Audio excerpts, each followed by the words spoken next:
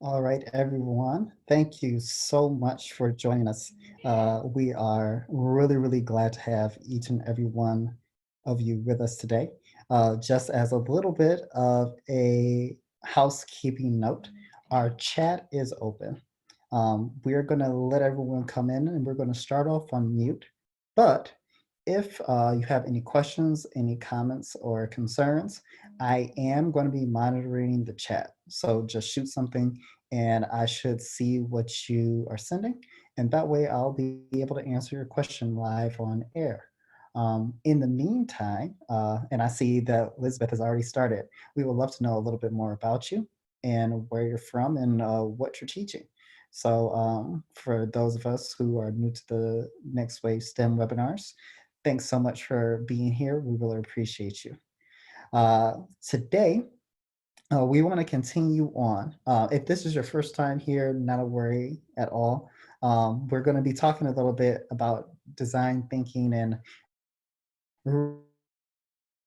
our series of Next Wave STEM webinars are here for you as educators to think about how you can do learning with distance or learning at a distance with your students using drones, even if they don't physically have a drone. And a really powerful way to go about that is also to um, engage them through simulation and through project-based learning, where a lot of the work that they're going to do is through simulation and using drones. But not just simulation using drones, we can do so much more expansive learning from there. So we're really excited to jump into that today and talking about what your next steps might be and how we can allocate those resources. So we will go ahead and jump into it. Um, Another housekeeping note. I am excitable. And because I'm excitable, sometimes I can begin to speak really quickly. If I'm going too fast or if I cover a lot of material in a very short amount of time, no worries. As a follow up from today's material that we cover, um, you will be getting a recording, a copy of this recording, but you'll also be getting a copy of the slide deck. That way, those will be some things for reference for you going forward. Awesome. I think I've carried enough talking about our ground rules, so we can go ahead and jump right in at the beginning. So, a great place to begin is with why we're here. And by we, I'm not just talking about Next Wave STEM, even though that's who we are as a company, those are the resources we want to provide. I want to talk about us as educators in a much more holistic sense.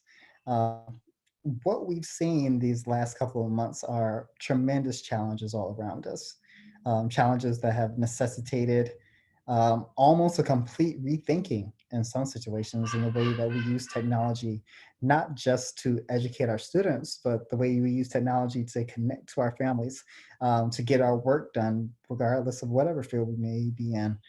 If we're thinking about getting groceries and getting food, we're seeing technology being used in new and challenging, groundbreaking ways to solve some really basic problems that have been exacerbated by a global health crisis. Next Wave STEM, the whole reason we exist is to prepare students for a world that we can't even imagine yet. We don't know when the next environmental crisis might happen. We don't know when the next um, health crisis might happen. We don't know exactly what the next technology is going to be that changes something dramatically in the world around us. But what we attempt to do at Next Lifestyle is try to get on the forefront of those technologies the best that we can and get our students, especially our young students, hands-on real-world time with that technology at an early age, going and feeling like they're native in the space. We don't want them to be afraid of their technology. We want them to believe that they belong in that space, whether they have been coming from backgrounds where parents are highly educated and maybe technologists themselves, or even if they're in a context where they may have limited access to technology and may have previously only been consumers of technology. We wanted to transform our students through um, engaging in technologies in such a way where they're producers. And we're really, really excited for the problems that will get solved.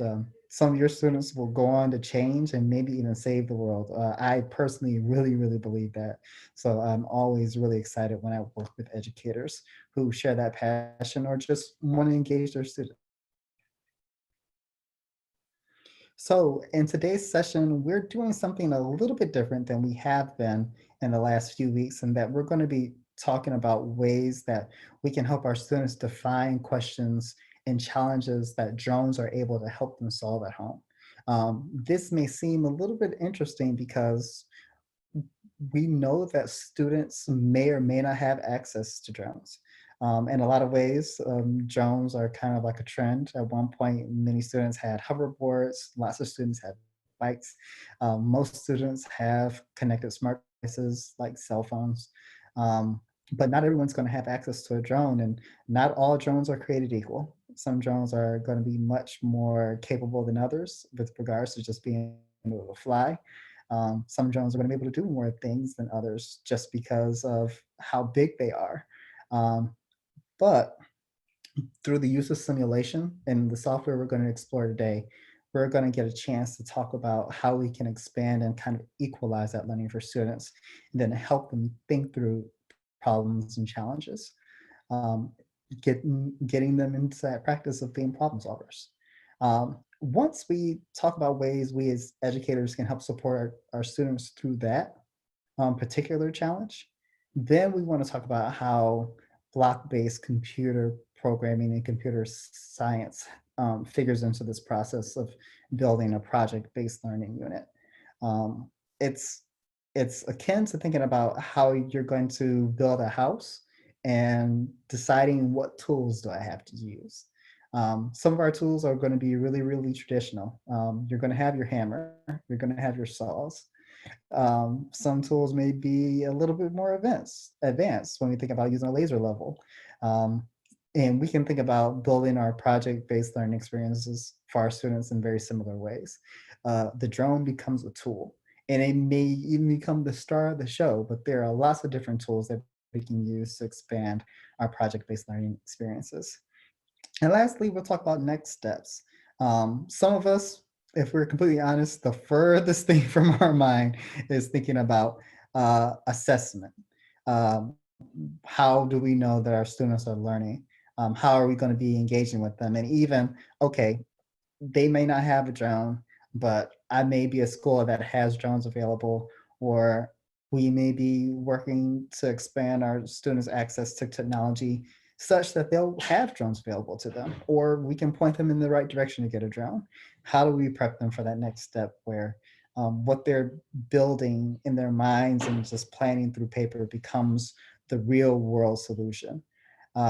That's something that we're going to continue to engage with our students and even talk about how NextWaveSTEM can support you in that. So, with all of that being said, we'll jump into this first section where we talk about what project based learning actually is and how we can develop projects using drones.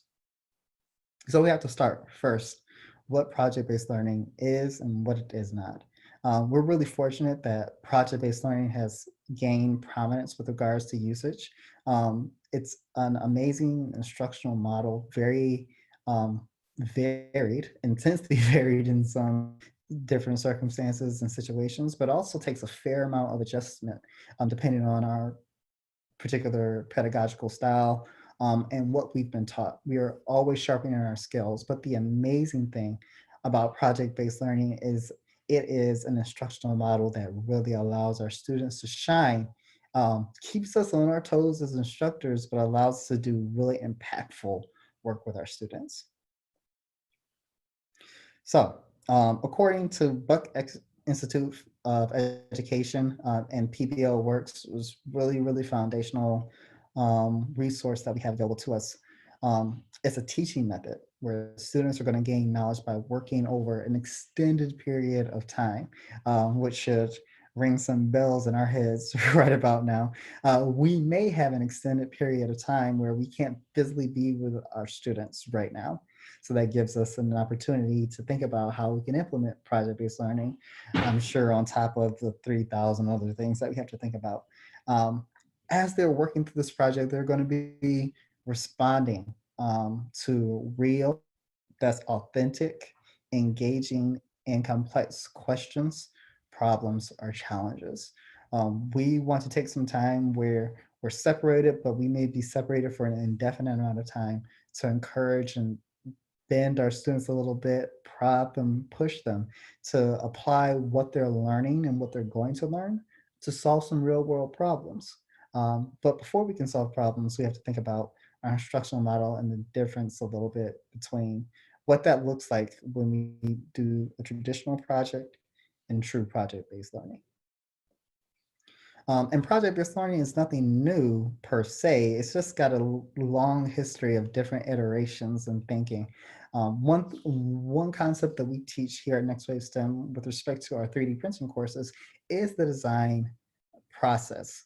And it's very closely related to the engineering design process, design thinking as well, things that have come out of Stanford D School and IDEO, if you're familiar with the design thinking collaboration consultants out in San Francisco.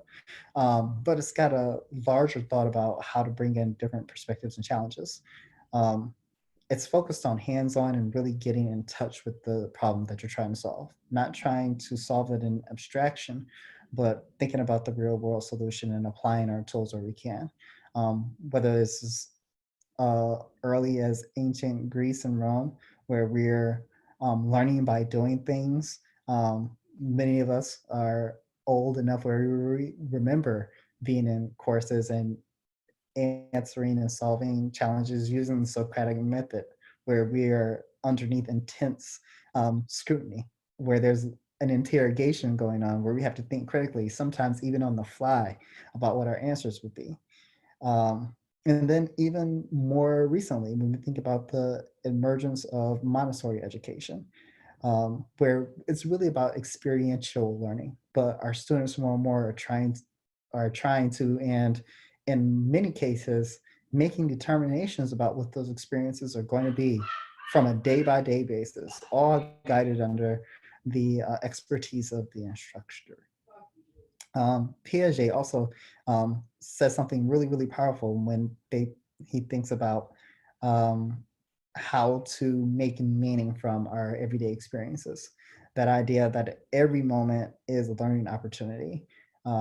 Even things that we don't plan for and don't adjust for, we can kind of build into our opportunity to learn more and more about the world around us, which I love. I'm an engineer by training, and inherent in engineering, a lot of the way that I describe engineering is engineers take the tools of science, technology, and mathematics and fuse those together to solve problems. So experiencing different challenges, learning more about the world around us, experiencing huge breakthroughs mathematically or technologically, or even in what we observe in the world around us in science, is really an amazing way to solve some problems, to make mistakes, but solve some problems. So when we do project-based learning, um, we're today really going to focus inherently on the first point, which is thinking about the driving question. And then we're going to change tacks a little bit and look at the computer science and how we can do some inquiry and research as well. Student choice is baked into these things, and we'll get there. But the instructional model is a little bit different because it's collaborative. Students and the instructor, and this really is grade level dependent, have the ability to come together, even with community members, and come to an agreement about which question we want to ask. We're going to take a look at some examples of what that looks like in a drone-based project in a few minutes. After we decide on the question, there are myriad of different ways that we can learn more about the subject and learn more about the problem that we have, and learn about the subjects of our problem. Who has the problem and why do they have the problem? And how does that inform how we seek to solve the problem? Baked into that also is student choice. Oftentimes we think about a project as something that's going to have a similar output. Those of us who have done science fairs in the past are very used to having that trifold board open up and seeing a row after row after row of trifold boards. Project-based learning says that that might not be the way that we present a science project at a science fair. It might throw that out the window and replace that with a myriad of different ways to show our learning. Um, then we get into this idea of project design and feedback. And it's collaborative between the student and teacher. Does the way that we present and learn our information and learn more about our subject and learn more about our solutions, is that effective? Is that effective in building our knowledge base? Is that effective in actually solving our challenge or solving our problem? Fifth, we have a presentation. The presentation is extremely important and really powerful because it is an actual pitch. It is the opportunity for our students to think about their subjects of their problem and present to them and say, here's what we've learned. Here's before even what we've learned, here's what we have talked to you and understood your problem to be. Here's what we've learned. Here's what we understood more about you and the problem. Here are assumptions that we had. Here are things that are not true. Here are things that are true. Here's our solution, and we would like for you to use it. We would like for you to give it a try. And after our actual subject, those who are having a problem or facing the challenge, give it a try. It may be the students themselves, or maybe students in the classroom. It could be community members. It could be neighbors of the school. It can be the local city council person. After they give it a try, they give us their feedback and we reflect. What do we know that we didn't know? Is our problem actually being solved? Are we going to redesign? Are there other things that we need to learn? It's more holistic, it's student driven, and it's an amazing opportunity for us as teachers even to respond and interact with our students in ways that we might have never interacted with them before. So I'm actually going to pause here for a second because many of us are familiar with project-based learning and the instructional model at the root of it, but I want to give a chance for our participants to chime in. So in the chat, I would love for you to share one example of student choice because the student learning is so important. I would love for you to share one example of student choice that you would like to, or that you have previously um, in, instituted with your students as you're working on learning STEM. The choice, as an example, may be that you're working on robots and you're just letting your students decide what problem or what action they want the robot to accomplish, or even what function they want the robot to have. If you've ever done any STEM learning before, and it could be the science fair, and you've given your student a choice about something in STEM, I would love to know what that choice was. And I'll just give us 1 minute, just looking at my watch. I'll give us 1 minute to jump into the chat and share.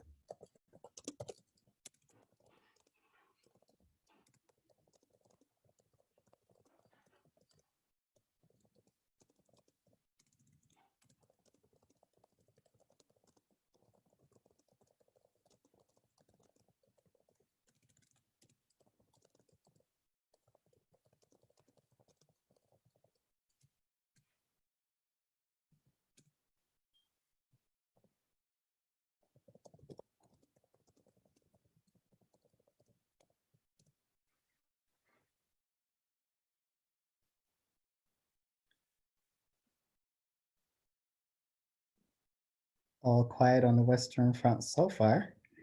Any want to be brave? Oh, Jessica. Oh, there we go. Currently, Jessica is sharing. Thanks, Jessica. I'm going to share it out here.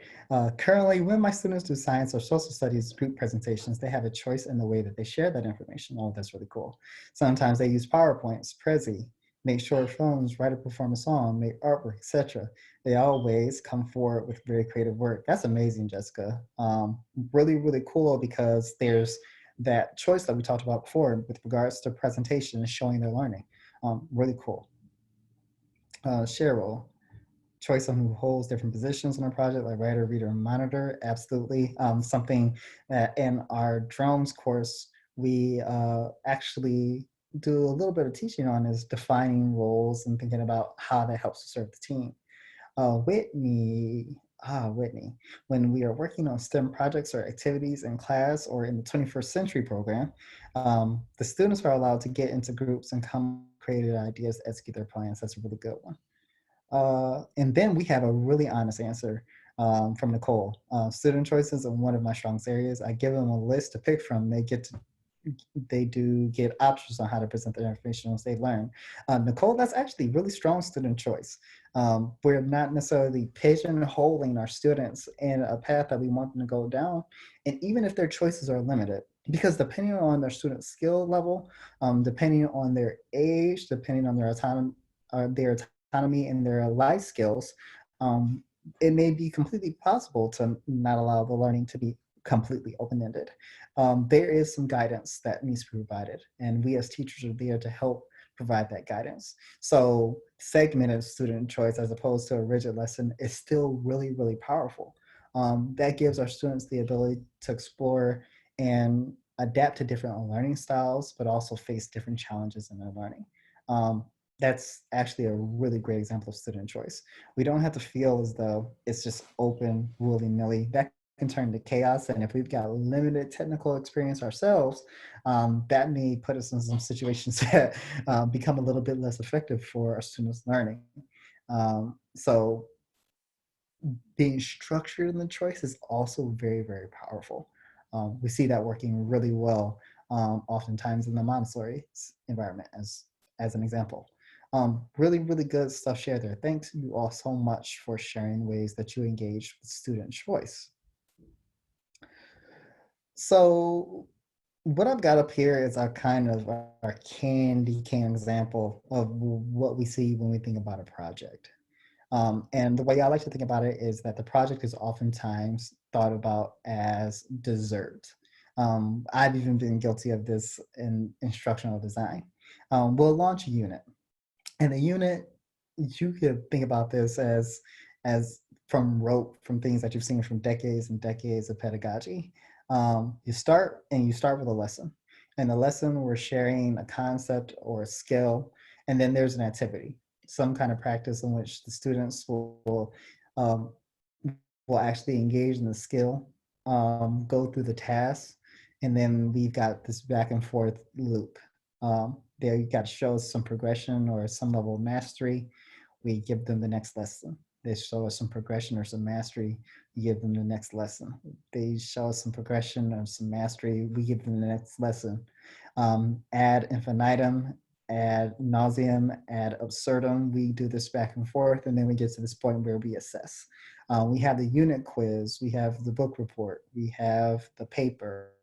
And we say, okay, we've practiced these skills. We told you to study and go back and practice these skills and practice your mastery, make sure your skills are sharp. And then we assess you on your skills. And then after we've gone back and forth, we kind of crack the whip on them and kind of like try to force feed into them what we define that they should know. We launch the project, and the project becomes the capstone where the expression of the mastery looks a little bit different. Oftentimes, the product is going to be the same for all of our students. If they're working in teams, it'll be the 3-minute presentation. Even if the subject matter is different, the mechanism and methodology may be the same. And I'm not even saying that this is terrible. It is just very, very one rote. But two, is notoriously bad at engaging our students because they don't have choices. That's where we hear, for our high school mathematics teachers who may be on the line, that's where we hear that conversation. When am I ever going to need to know this? The reason they're asking that question, and oftentimes asking that question correctly, is because they didn't have any choice in what they were learning. They were never presented with real problems that they would need to solve. They and their questions aren't wrong. Recently, and this is something that I may need to look up and send out. An article by Planet Money talked about math education at the high school level, and how much of that math is used by the people who actually study it. And it is staggeringly low to see how many high school graduates and even college graduates are using trigonometry in any meaningful way in their everyday lives. Many of those surveys say, I really wish I would have learned how to use a spreadsheet in high school as opposed to learning trigonometry. So for those of you who are spreadsheet and formula masters, for those who are home ec teachers, for who those of you who are computer science basics teachers here in Illinois, you're doing good work. Keep up the good work. But this tent pole, this candy cane of instruction is what we see very, very often. What we will like to see is a little bit of a shift, and this gets a little bit more colorful because I want to catch your eye. We want to do a unit of project-based learning. And this unit of project-based learning kind of flips on its head this idea that we are going to be the ones presenting to our students all the time what the activity is going to be, or even how we will want to teach the lesson. And we'll get into a few of these more in depth, but I want to run through kind of high level what this will end up looking like. The project launch, we already talked about, getting our community partners together, thinking about our end users, and what challenge or what problem that we want to explore and solve. From there, we can think about kind of this illustration as being color coded. What we see in green is going to be student-led. What we see in blue is going to be our student working. That's where they're going to be generating some product for us. And then what we see in red is kind of our opportunity as teachers to come in and direct where the project is going. And depending on how we're logistically setting up, it may be 25 students or 25 different projects in their work. Those blue sections look a little bit different. They may be pared down, they may be cut down. It may be 10 groups or 3 groups of students with different defined roles making different contributions. And we're guiding groups and giving a little bit of guidance for where it needs to go. So there are lots of different permutations for the way project-based learning may end up looking. Once we launch the project, I should say, we get into this idea now where students are going to be engaging in the research and learning more. It may be getting hands-on with the technology and the activity. It may be bringing in an expert who's explaining a little bit more about the problem and giving us ways to think about how the solution works or how processes work. Those workshops may be those opportunities that we need as educators to defer to expertise that's above us. The same way with lectures, homework, research. Those are the opportunities for our students to take some of those learning skills that they may have already developed or need to work through developing and pull in the information that isn't just coming right out of your mouth.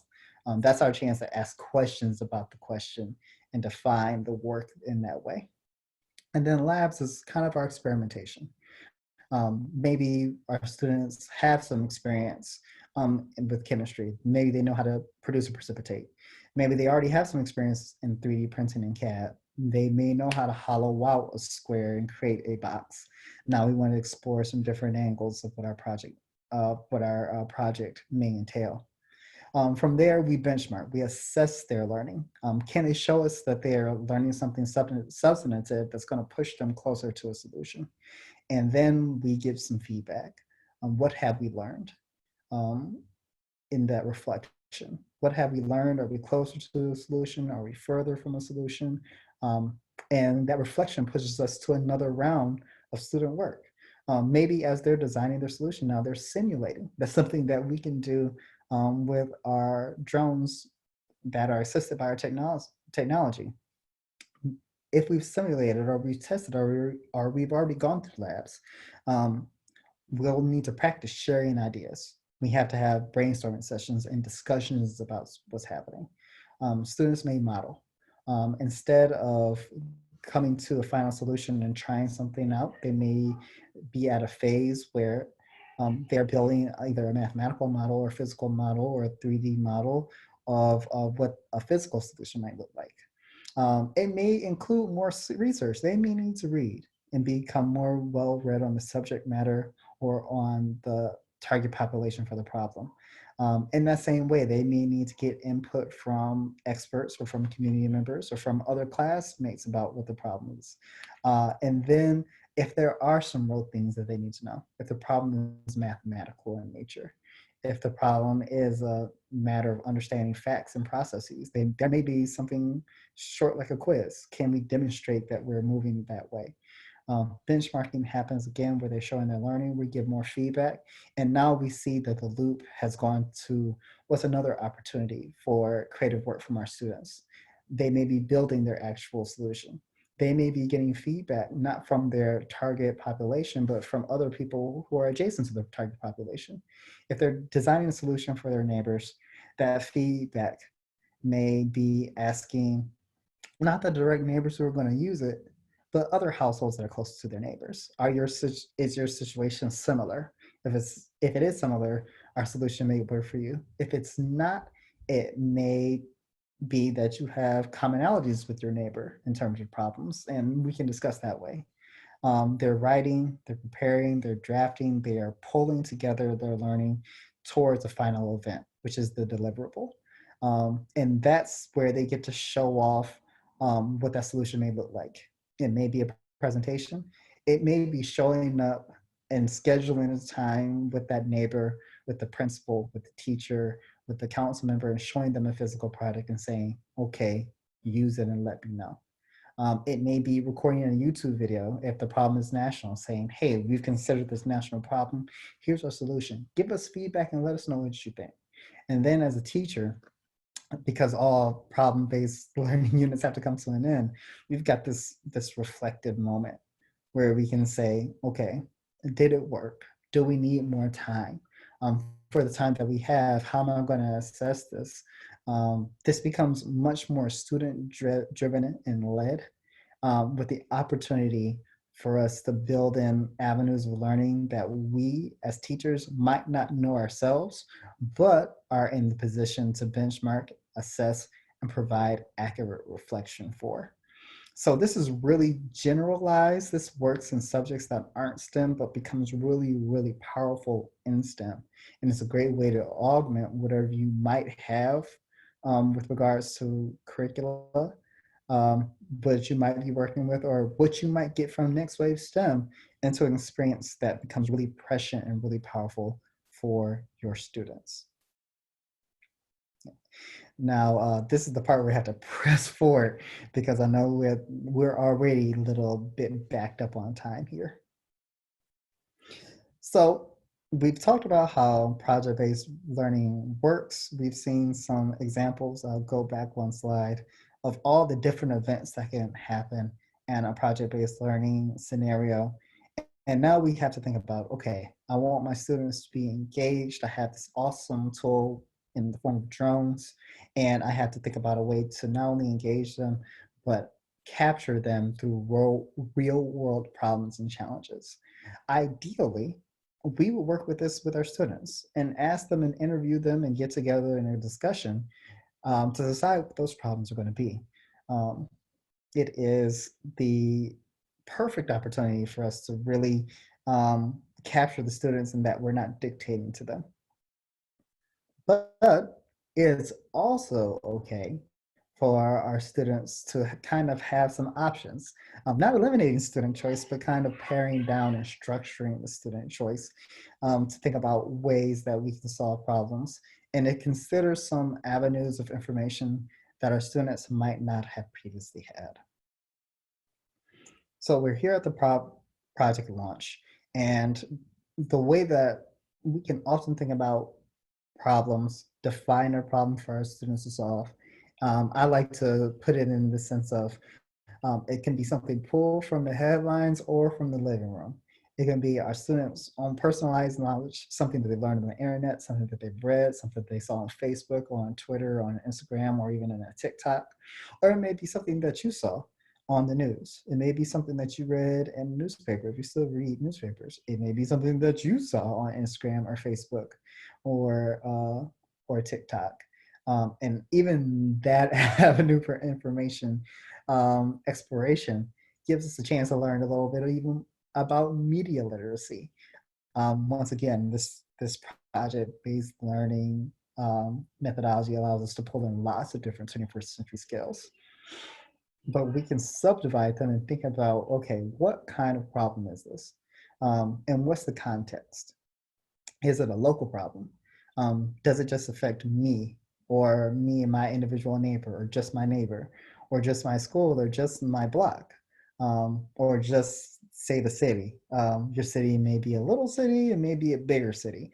Next Wave STEM, we're based here in Chicago, so our city is a little bit larger. So we feel like we've got lots of little local pockets to solve from. But the first may be local. The second may be with your state. We'll get bigger. Um, is your state dealing with a particular problem right now? Um, I'm sure we've all heard and read about problems that individual states are facing when it comes to shelter in place, when it comes to quarantine, when it comes to personal protection equipment. I'll stop with all the depressing stuff right there.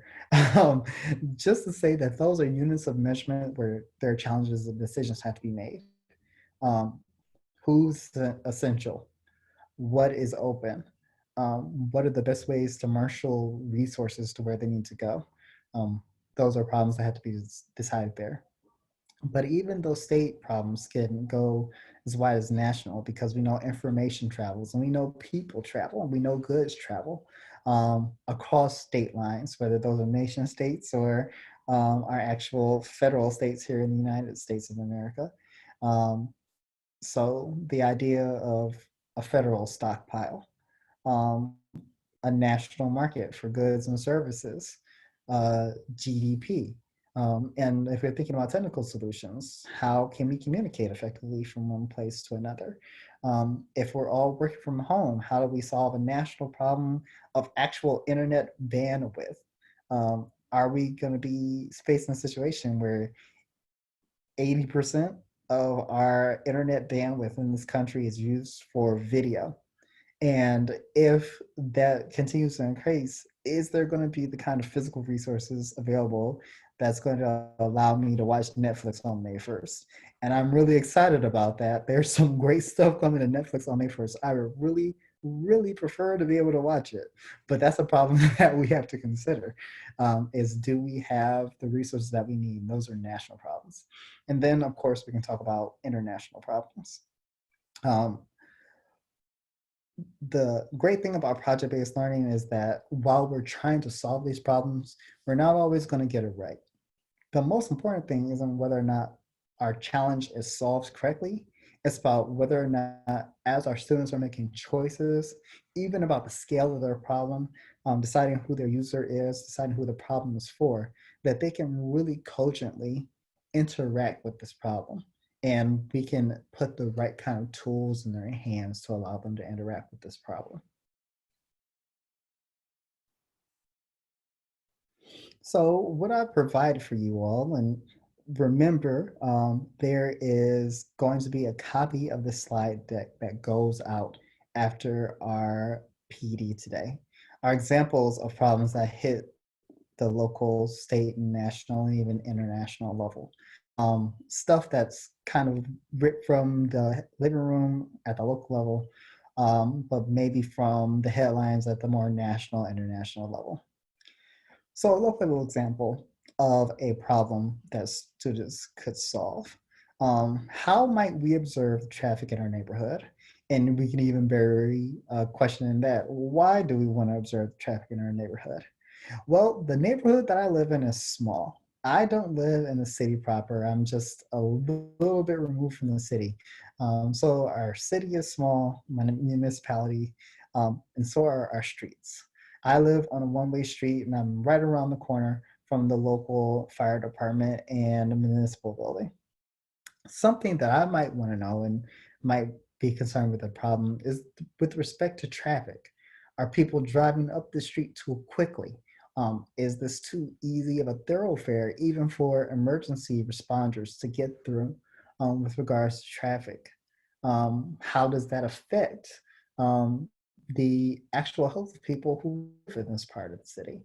And how might we use drones to help us get some more information, some more data about how many people are in the neighborhood? Well, the easy answer to that is many drones have cameras, and it's possible for me to fly a drone and record data so that we can see there that the drone becomes a tool for us to use in the concept of that particular local problem. If we expand and make this a little bit bigger from the state and even national perspective, how might we establish safer drone operation around airports? This is a really interesting question because while it doesn't dominate the headlines to the same extent that it has previously, it's still a really big question of how are we going to operate more and more drones safely? Um, Currently, it is illegal in the United States to fly any kind of drone within 5 miles of an airport. And when that does happen, we see concerns with passenger safety. We see security concerns, people being concerned about terrorism in this case. Um, and we have to think about okay, if we're living in a world where in social distancing, we may see more and more companies want to deliver goods in some very, very minor situations, services via drones. How can we do that safely? How can I get that Amazon package and not have to worry about the delivery person via drone? How can I get the FedEx package or UPS package or United States Postal Service package? What will the rules need to be? Is this something that we need to consider from a legislative perspective? Is this something that we need to consider from the education perspective? And is this solution something that I or John Q. Public needs to worry about, or is this something that becomes more of a conversation for corporate and legislative partners? Our students get to be a part of that conversation, and they can engage in that in a couple different ways. And then when we think, oh, I went advanced a little bit too quickly. And then when we think about nationally or internationally, we know that no technology stays with a particular nation state or within a border for very long, especially in the 21st century. Once upon a time, a couple hundred years ago, it was very easy to keep technology kind of segmented in its own social location. With the advent of the internet, that time is over. And so we might think about how do we establish the rules for international drone usage, especially in a world where the most international drone usage has been in the context of war. Can we create a society where we understand what the rules are going to be? Can we come to some kind of agreement? The same way we might have come to agreements about what our nation state borders actually are, or what security will look like if you're thinking about the UN. Is there going to be a UN clause when it comes to drone usage? Those are kind of the conversations that our students are going to be able to have and can engage in using the technologies and the resources that we can make available to them. So those are some really good questions. Or at least I think they're really good questions to my own horn a little bit. But I do want to pause for a second and give you maybe a minute. I'm going to kind of put you all who are on the line with me on the spot. So if you can, think about a question. What's the driving question that you would want to explore with your students about drones? Don't worry about if it's too complicated or too simple. These projects are able to work at a few different age levels, and there's, in this case, no such thing as a bad question. So what's the kind of question that you might present to your students as an option for drones and a PBL? And I'll just give us another minute to jump in the chat.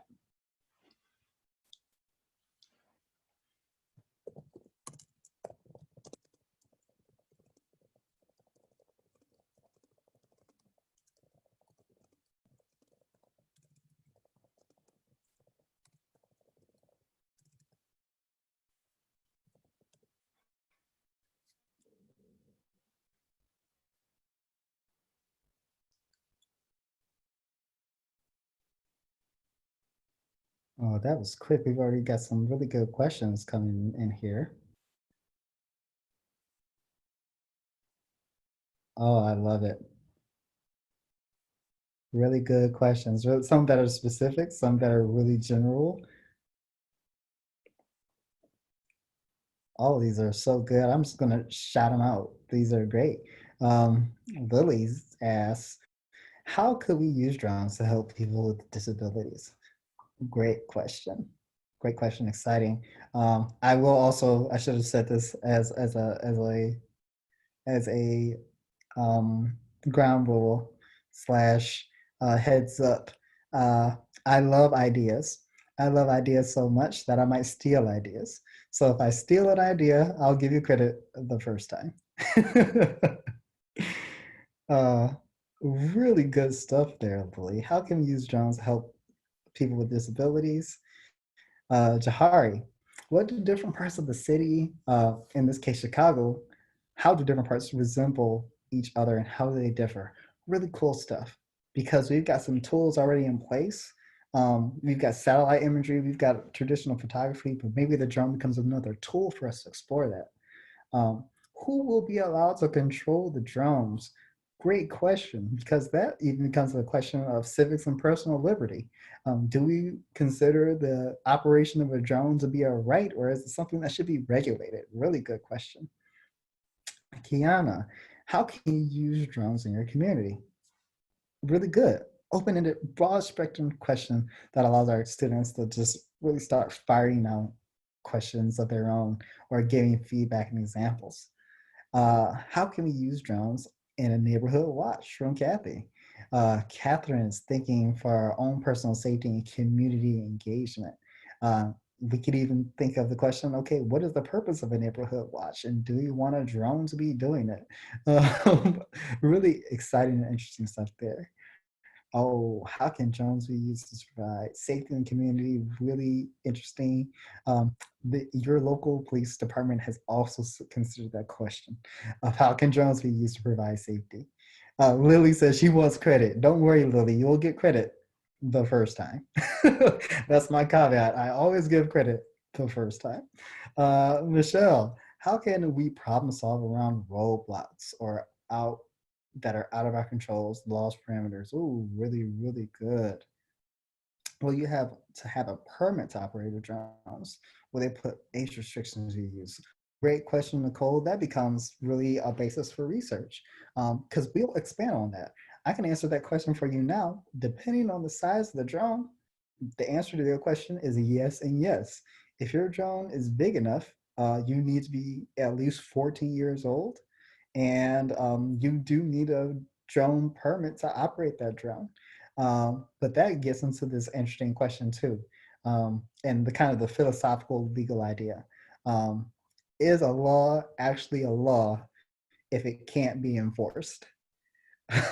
There are plenty of people who will be able to freely purchase drones and operate drones and don't license their drones and don't have permits to operate their drones, but they're still flying drones. And that comes to the question of resources. For me personally, I don't personally own any drones that need to be licensed to operate legally here in the United States.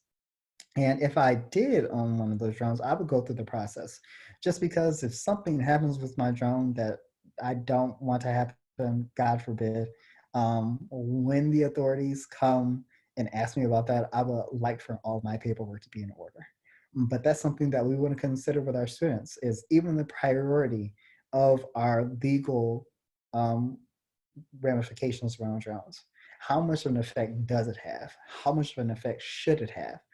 You can see that these questions and PBLs with drones becomes a really, really overarching and comprehensive way to think about our technology and how we're going to use our technology and how our students are going to investigate the technology. Um, this is all really, really powerful stuff. I am amazed at the ideas that you all were able to come up with in a short amount of time. Thank you so much for sharing. Okay. So now that we've explored the kind of like the basis, just the jumping off point for how we might form a driving question, how we might put the first thing on the plate for our students to get started with in a project-based learning. How can we get computer science involved, and how can we relate that to the drone? Because that becomes the really powerful component when we're thinking about emerging technology. Well, once again, for those of us who are our first time participants, we have available a program that's completely free called Tello EDU. In our pre-quarantine shelter-in-place days, Tello EDU is a really amazing app, and even now is an amazing app that allows us to do Scratch programming with our students to actually cause a drone to fly. It's a very simple way to do a machine interface to actually give a machine instructions and see autonomous flight in action. When we connect our drone to this application that's available for either iOS or Android, the drone will follow the instructions. It uses Scratch programming. It's block based. That means that students don't have to worry about typing out and making sure that their instructions are perfect. They don't have to worry that they didn't have a semicolon there. They didn't have to worry that there's a dash or a caret that's missing and now their drone won't fly. As long as they can drag and drop and place things really with their index finger where they need to go, they will be able to execute the code with their drone. And for us, even at distance learning, it gives us the power to simulate flight. So instead of having to connect a physical drone, we can still input instructions and see what our drone would actually look like when it flies. So for us, the computer science comes into place where we think about the student-led work. I've grayed out things that are really on us as teachers for feedback or evaluation. What we see highlighted here in blue is the stuff that the students are really going to be responsible and pushing forth and creating the actual content for that then drives the project in the direction that they wanted to go and gets them closer to a solution to the challenge or the problem. Um, and when we think about working with the drones, there are all kinds of activities. We can assign some things that they need to prove for us in homework. They'll be modeling logic when it comes to actually what the drone is going to do. And of course, they're going to be able to simulate the drone and fly it as well. So at this time, with the few minutes that we have left, I'm going to actually change things over and show our Tello EDU application. This is the free iOS or Android application. And also, if you're able to have Chromebooks that can be converted to run Android applications, talk to your tech people about those permissions at either a school-wide or a district level. Chromebooks are able to run Tello EDU as well. When you hit the home screen, this is the top screen for Tello EDU. You're going to click on this green puzzle piece. And after you click on the green puzzle piece, it takes you to this coding environment. Coding environment is great because that's where we do all of our dragging and dropping for our blocks. One question might be, how can I observe the neighborhood? How can I fly the drone in such a way? We saw many questions about public safety.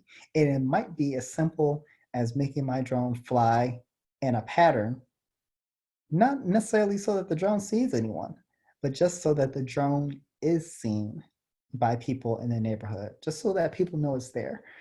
Sometimes we don't actually need a guard dog. Sometimes we just need a sign that says, beware of dog. And it might be as simple as seeing a sign that says, beware of drone. And we actually want to see a drone flying in a recognizable pattern even. Well, I might do something as simple as write a quick program that causes my drone to fly in a recognizable pattern. And so I'm going to tell my drone to take off, and I'm going to tell it to repeat an action. And that action is that it's going to fly forward, and then it's going to yaw, which is the aeronautical technical term for turn around 180 degrees, and then it will fly.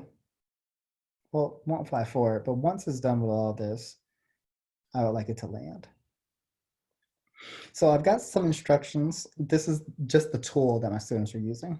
As they're building and they're thinking about options for their solution, they're using the technology to build together this logical statement. And before they even get here, they might ask questions about what kind of pattern works. What does security look like? How do people feel about seeing drones in the sky? Do they care? Are they upset? Are they concerned? If I were someone who was going to be a risk to safety, they might have some issues where, okay, is the drone a target or is it actually a deterrent? After we've put together these example instructions, clicking on this eyeball down here at the left corner um, opens our simulator. And our simulator is just that, a 3D example of what our drone would be like in action. So when I press this button, tap to start, our drone's going to take off, and it's actually going to simulate what our drone might do in real life. So we get this chance, even at a distance, to build a model, to be able to see abstractly in this case, because we might not physically have the drone yet, what our drone might do in the real world. And it's just a patrolling drone. So that's a really, really quick example of things that are going on, things that might be an option for your students. But it's also a powerful example of how the technology that we have available allows us to actually get some physical hands-on time where there's computer science happening and we're thinking through the logic of a particular problem that we might solve. So I'm going to stop that guy and I'm going to transition back to our slideshow because we are quickly running out of time.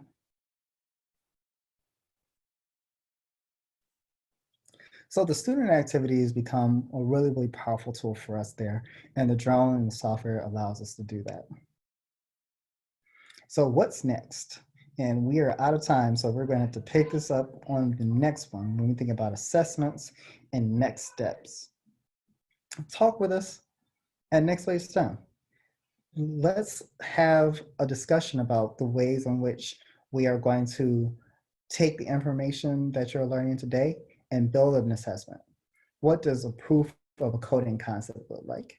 What does answering the question effectively look like with respect to a book report or sharing a YouTube video? We would love to exchange those ideas and really build something extremely powerful on top of what you're going to be doing with your students and continue and offer continued support. That's why we're here. But on top of that, we're here to help your students build up the skills and for you as an instructor to build those foundational skills for your students to jump into projects even at a distance while you're working and preparing and making big adjustments yourselves. The email that you're going to be receiving after today's lesson is going to have access to free lessons. Sign up for them, take a look. I know some of you have signed up already and we seem to have a little snafu as of today, but we're working to get that resolved. But we would love for you to interact with those lessons and let us know what you think, let us know what works. We'll just reach out and ask you questions about it too. For those of us who are excited to get back to school or want to know what kind of drone will really work, we can provide the equipment for you, not just in this course, but in any of the courses that we conduct, whether that's robotics, 3D printing. We can help get you in that right direction. And of course, part of what we're doing now, we're going to be continuing to do for the near future in professional development. If you go to nextwavestem.com/pages/professional development right now, you'll see the dates and subjects for the professional development that's going on for the rest of April and will be published for May in the near future. We're going to continue to support our educators with respect to professional development. Try to make sure that you have some effective ways to teach STEM, to teach robotics and drones and 3D printing effectively from a distance. But we'd also love for you to connect with us on social media. If you look on your screen right now, This is my face in color. If you look at the screen, in the middle of the screen, that's my face in black and white with less of a beard. Desmond at NextWaveSTEM. I am a program coordinator at NextWaveSTEM, and that means that I have my hands in a lot of pies and a lot of pockets. Um, Reach out to me, ask a question, even if it's just about this presentation. Uh, we would love to hear from you. But if you're interested in partnering with NextWaveSTEM to bring our programs to your school, to learn more about the other things that we're doing to support schools, we're even working on distance learning options where our instructors are able to do some things at a distance. Have that conversation with us. Talk to one of our school partners. Amazing gentleman for those schools who are CPS partners is Jared McCarthy. He is Jared at nextwavestem.com. I'm going to drop his information in the chat.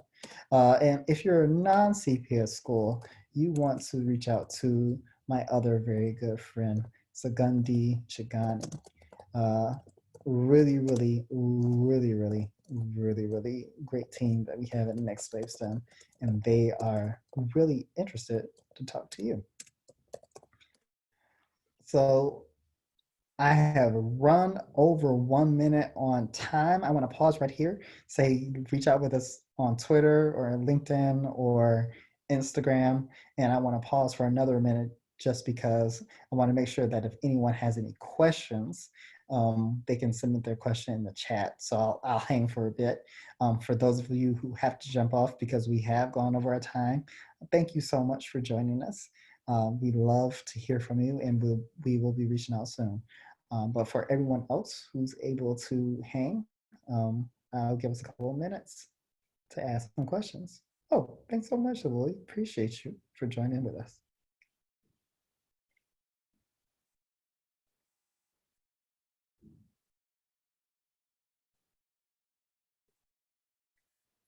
Cost. So our professional development sessions, their costs are being adjusted. So is the programming right now. I'm going to direct you to one of our school partners, either Jared or Segundi. And actually, Elizabeth, I'm going to pass on your email information and I'll make sure they reach out to you on the cost. Jahari, do you partner with community-based organizations in Chicago? Absolutely, yes. We will make sure that we have one of our partners reach out to you as well, Jahari. We've worked with Chicago Hopes, NSI, a couple different organizations, Rube Goldberg, JCC. We would love to work with you as well. Curtis, she needs to receive her certificate or pre-credit. Yes, that will also be in the follow-up process for the email that you're going to send, where you get a copy of the slide deck and access to the recording. You will also be receiving the certificate for PD credit as well for ISB, just for our Illinois teachers. Oh, Jahari, you're in Hyde Park Neighborhood Club. Awesome. My wife, she used to live down in Hyde Park for a little while. Really nice neighborhood.